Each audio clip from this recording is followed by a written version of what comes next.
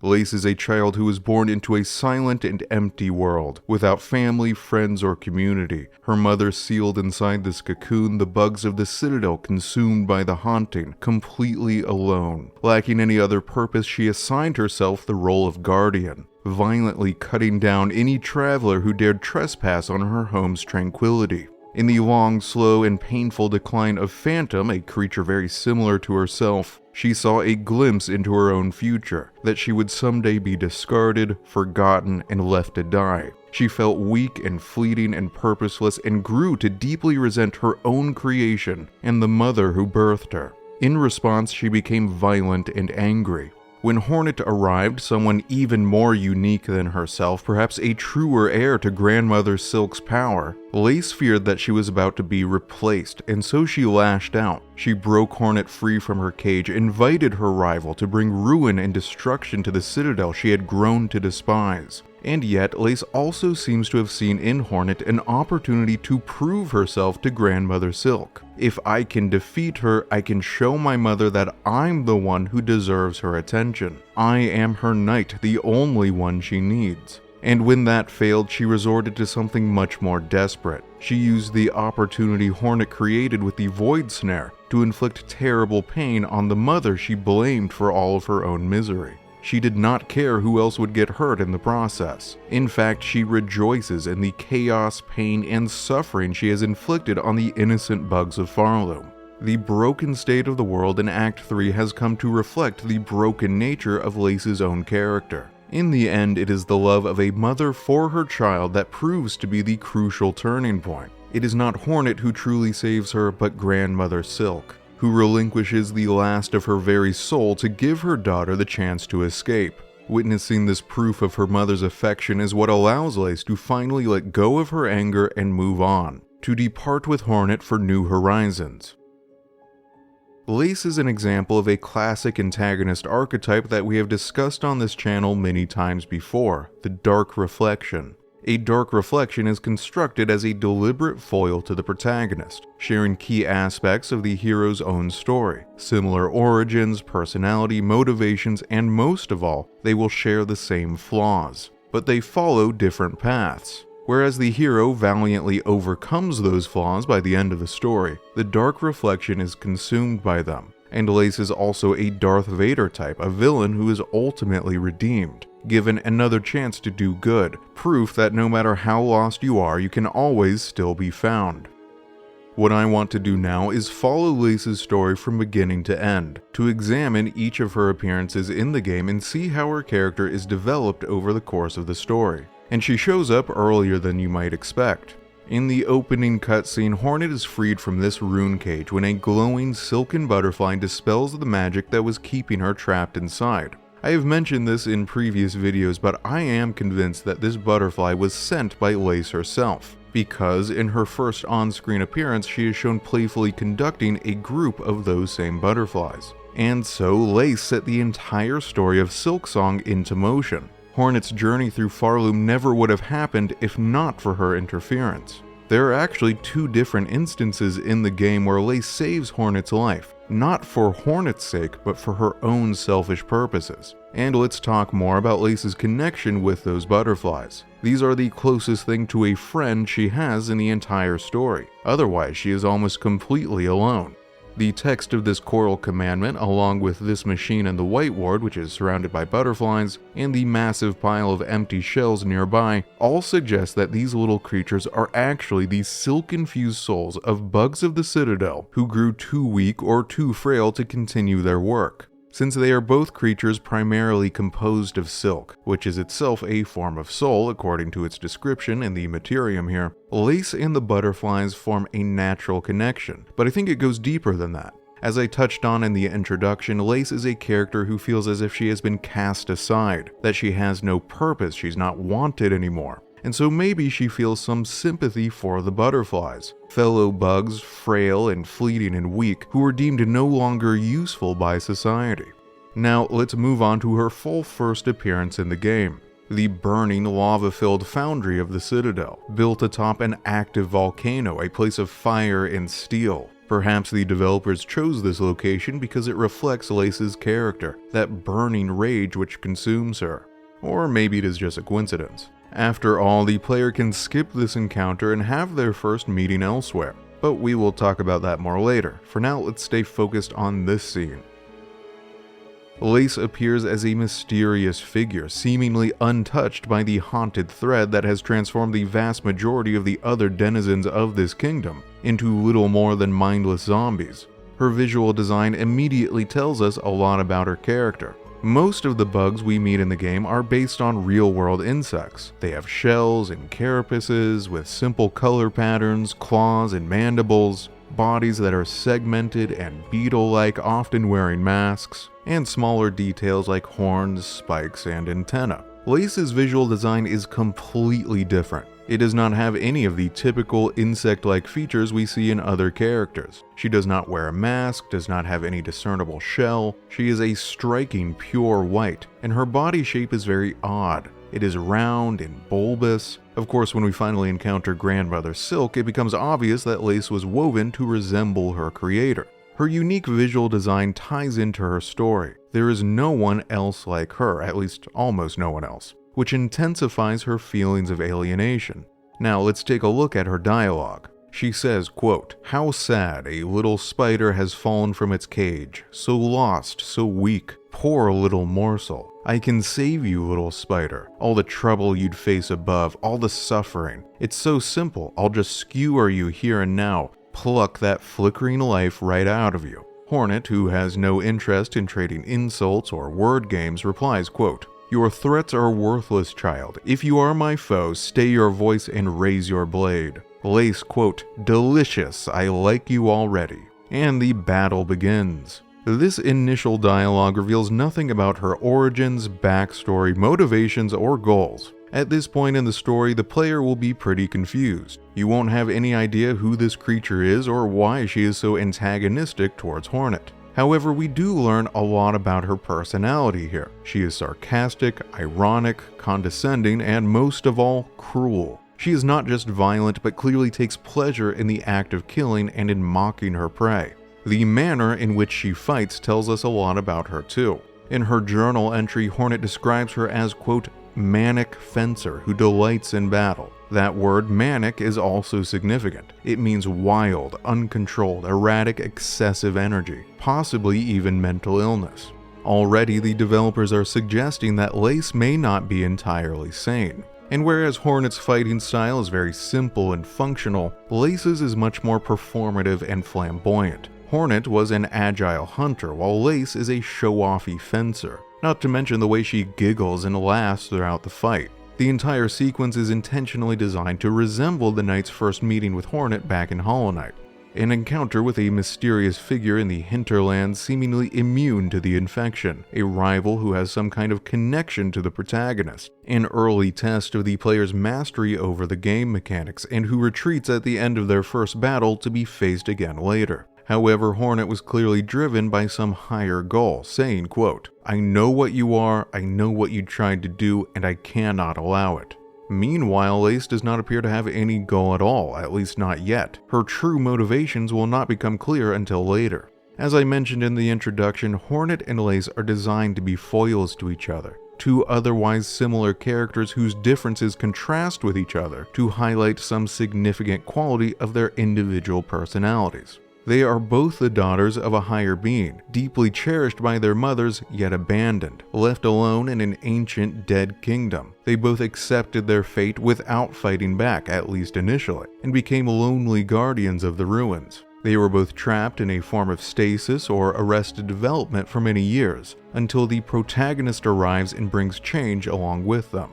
Lace represents an alternative path that Hornet's story might have followed, if she did not have the guidance of her three maternal figures, or if she became defined by anger instead of stoicism.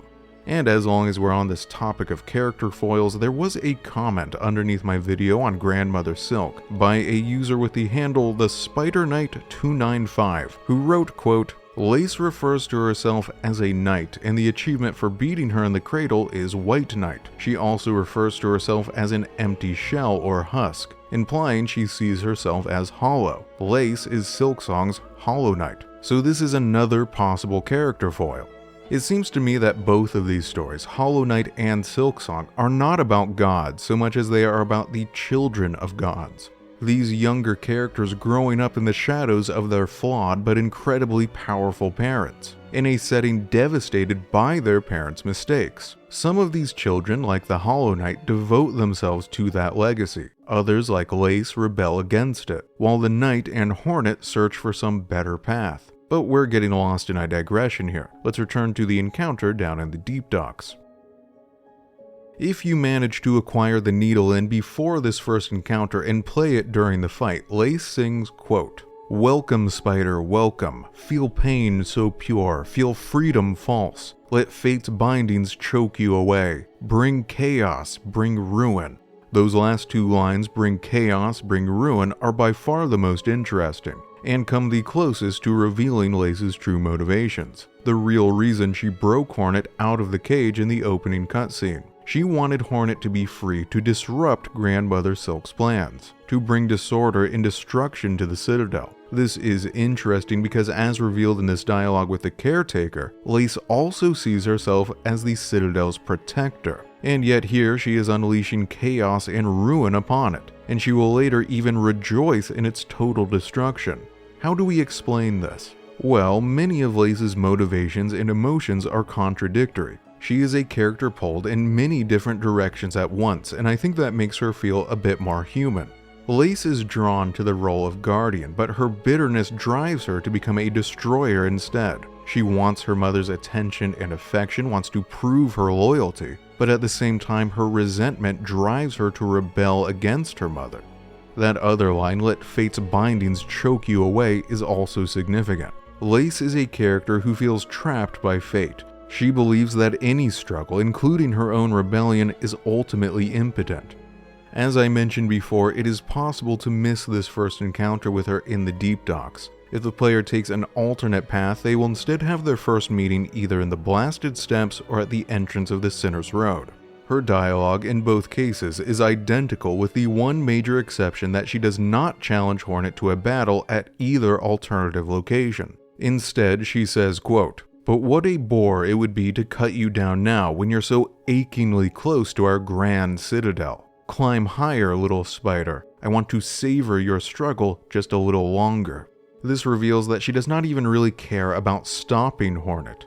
That battle in the Deep Docks was just for fun. She is a sadist. She enjoys watching the suffering of others. This is made even clearer in the dialogue of their next encounter, but Lace has been observing Hornet for her entire journey.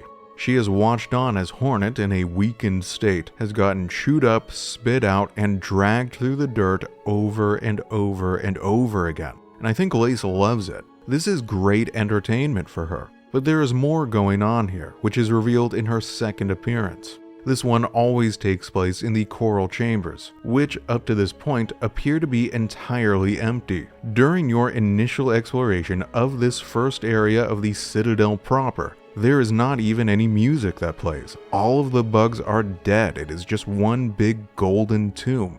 Lace is the first living person that Hornet encounters here, which is important. It demonstrates just how totally alone Lace has been for her entire life. And I think that is another big difference between her and Hornet.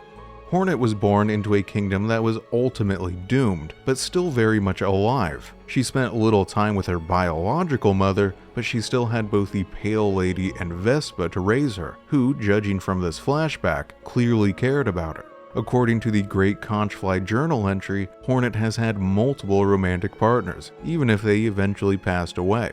Whereas, as far as I can tell, Lace was born into an already dead kingdom. Her mother was sealed away inside the cocoon, and unlike Hornet, she had no surrogate maternal figure to raise her instead, much less two of them. I think that is a big reason why she grew up to be so much more bitter. And I guess we might as well have this discussion now. The biggest question mark in Lace's story for me is exactly when and how she was born. We know that the Weavers were the first children of Grandmother Silk, who eventually revolted and sealed her inside that cocoon. We know that Lace was woven later, intended to be a loyal daughter to replace the disloyal Weavers. We also know that she was the second Silken daughter. Phantom appears to be much, much older. So when was she born? How old is Lace? In this dialogue, the caretaker says, quote, "She's been up wandering the citadel longer than most, even in its long silence, way before you came and roused its ire. So it sounds to me like she was born after the citadel fell to the haunting, during its, quote, long silence. In a previous video, I theorized that Lace is actually a biologically adult creature who just has the mind of a child, but now I suspect otherwise. I think her birth may have been relatively recent. I mean, just because the caretaker says that it was way before Hornet's arrival doesn't say much. Hornet only showed up like 2 days ago. And as long as we are examining that dialogue with the caretaker, he also says, quote, "She might have seen herself this place's protector, keeping it clean and quiet as she did. Of course, quiet meant most crossing her path found a painful end from her pin." This reveals that from the very beginning of her existence, Lace was defined by violence, brutally killing anyone she perceived as disturbing the peace of the Citadel. Anyway, Phantom's visual design shows us what happens to silk-based life forms as they grow old. Her white silk has turned gray. In her needle-in dialogue, she mentions her body growing stiff and her thread stretching thin. We do not see any of those signs of aging in Lace's design. So yeah, I think she is actually probably quite young. As for how she was born, that is anyone's guess. Grandmother Silk seems to be slumbering inside the cocoon, so my previous theory was that she literally dreamed Lace into existence, her desire for a daughter given physical form. And that is still the best I've got. I would be curious to hear other theories. Anyway, back to her second appearance in the Coral Chambers. Here Lace says, quote, "What's this? The little spider climbs so high, here to stand a quiver at our startling citadel. Hornet, quote, pale child, you return only to mock? Neither you nor your land have proven my match. This sleeping citadel shall be no different." Lace, quote, "Spider dear, why must you remain so distressingly optimistic? The power that awaits above you cannot conceive, her who would snuff that hope with barely a glance. Hornet, quote, fool child, you still think me blind to the form of your liege, having come this far, this land's grandeur, the devotion of its bugs, and the curse that befalls them. The signs are clear. Your kingdom is in the thrall of a creature beyond bug, one of that higher caste. Whatever its desire for my silk and my shell, it shall find I'm quite attached to both." Lace, quote, "Marvelous, so the spider knows something of fathomless beings, and still it hopes to stand against one, a god. Where do you hide this boundless strength you claim, spider? I've watched your struggle towards us. Yours was a painful, broken trek. One needs grace to stand before the divine." Hornet, quote, "Then you best keep watching, child. I've found those who claim themselves a god can rarely match the title, and experience tells me even gods can fall." Let's start our analysis with that line. One needs grace to stand before the divine, because I think it speaks to something very crucial within her character. Lace believes that she is the only one who possesses that necessary touch of grace, the only one who deserves to stand before her creator and God. She believes she is singular and unique. That belief is fundamental to her understanding of herself and her place in the world.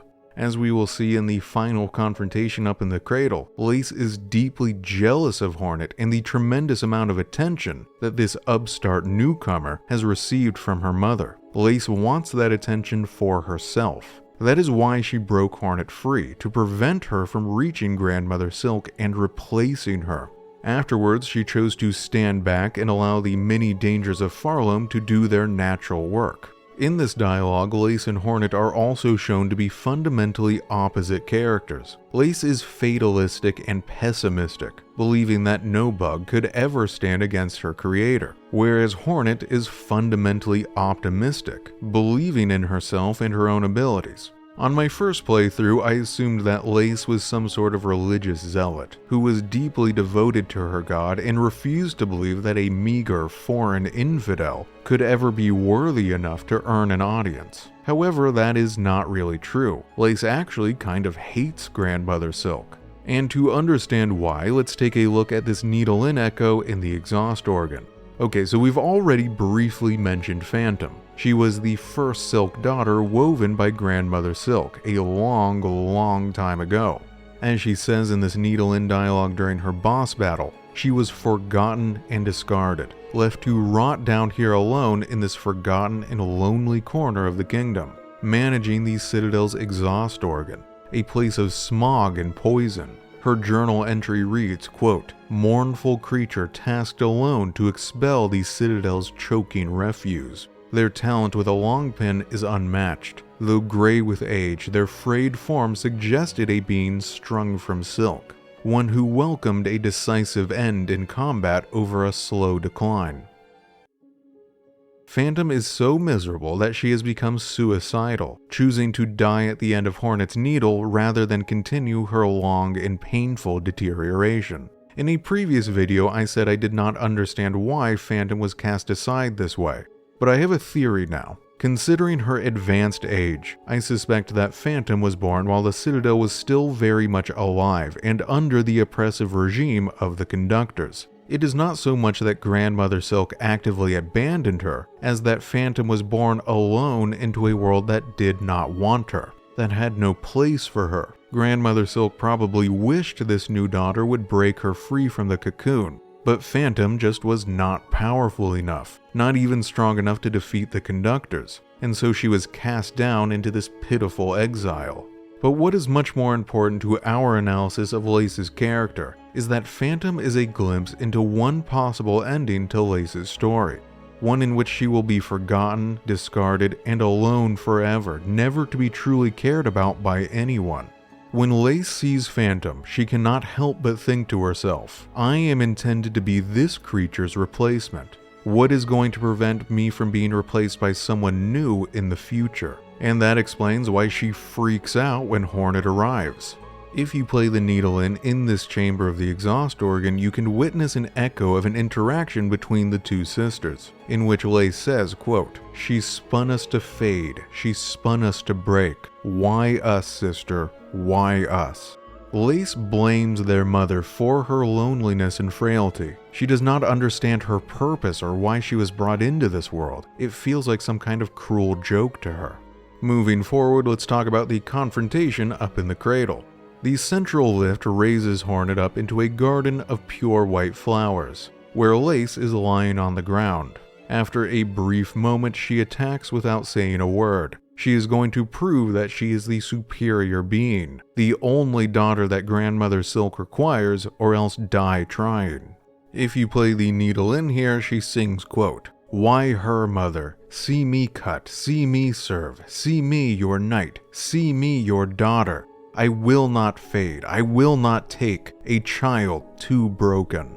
This time she addresses Grandmother Silk directly, desperately crying out for her attention, repeating the phrase, see me, see me, see me, over and over again. This is a character who has been starved for affection for her entire life. On the one hand, she is filled with self-pity, describing herself as, quote, "a child too broken." But then on the other hand, she is furious and refuses to accept defeat, declaring, quote, "I will not fade."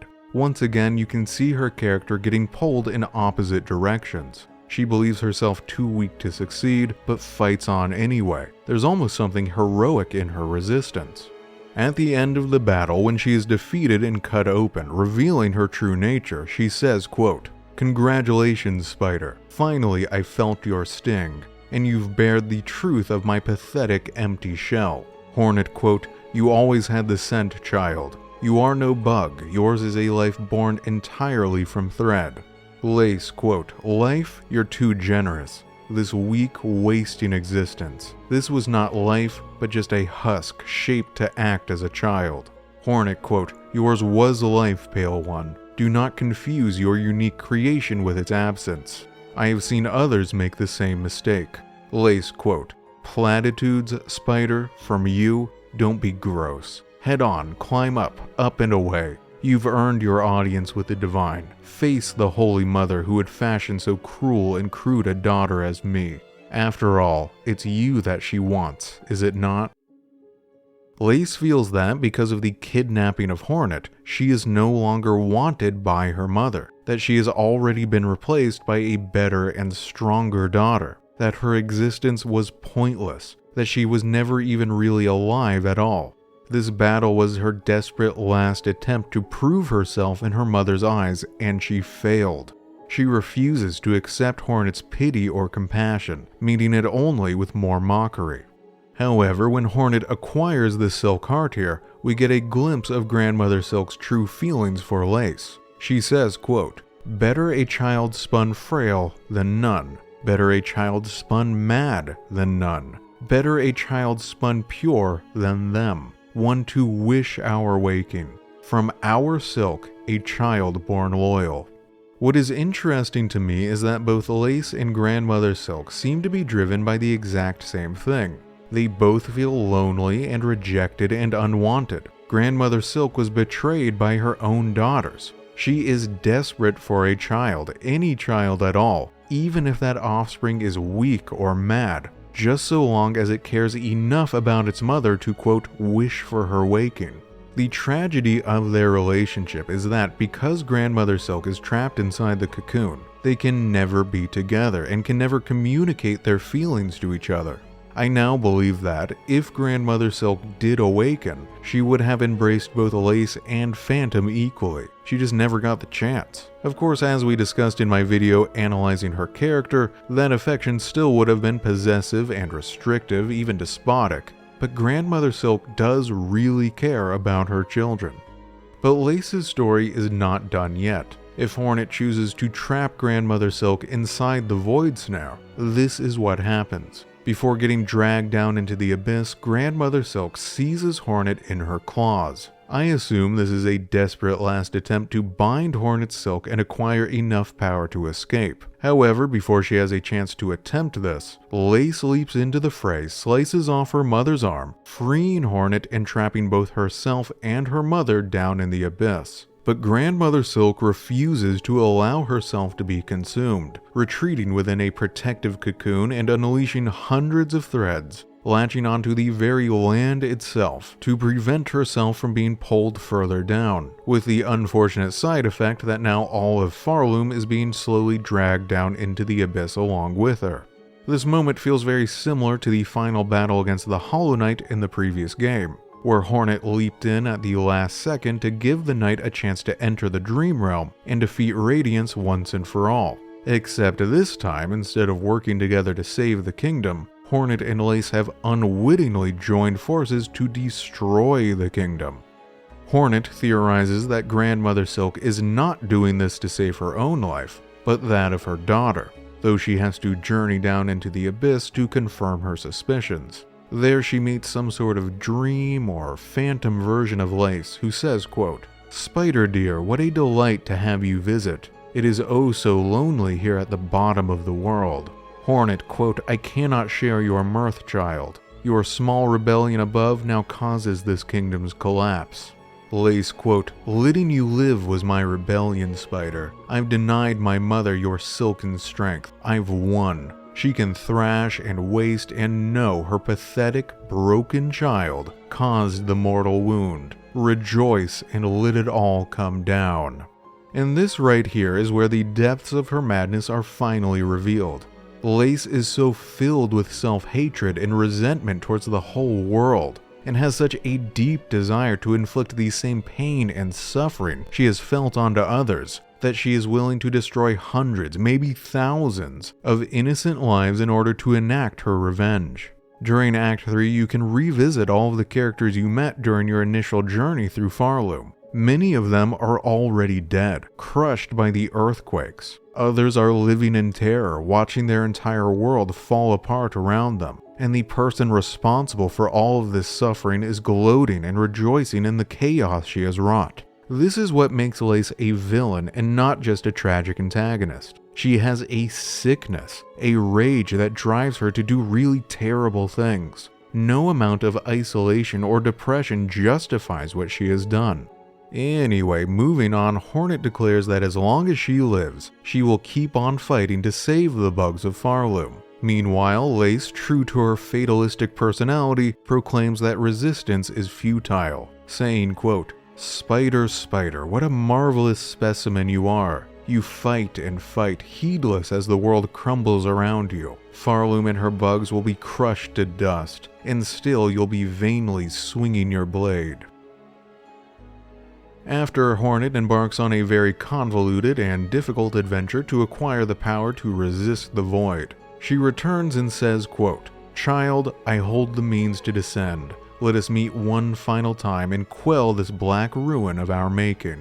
Lace, quote, "Who are you hoping you'll find down there, Spider? An ailing child and a silk-starved beast? If so, I'm afraid we may sorely disappoint. What awaits below is me no longer." Hornet, quote, "Even if only your shadow remains, to release your mother's grip, my blade would see it slain." Lace, quote, "Then why hold even this moment? Surely terror hasn't suddenly claimed your hardened heart. Take the final plunge, Spider. Join us in my drowning palace and let oblivion swallow us all." Inside the cocoon, we discover that Lace has been possessed by the void, becoming what the journal entry describes as lost Lace.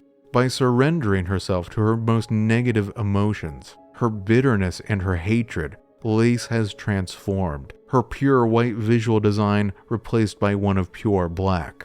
However, in the end, Hornet's optimism overcomes Lace's pessimism. Hornet literally physically beats the void out of her body.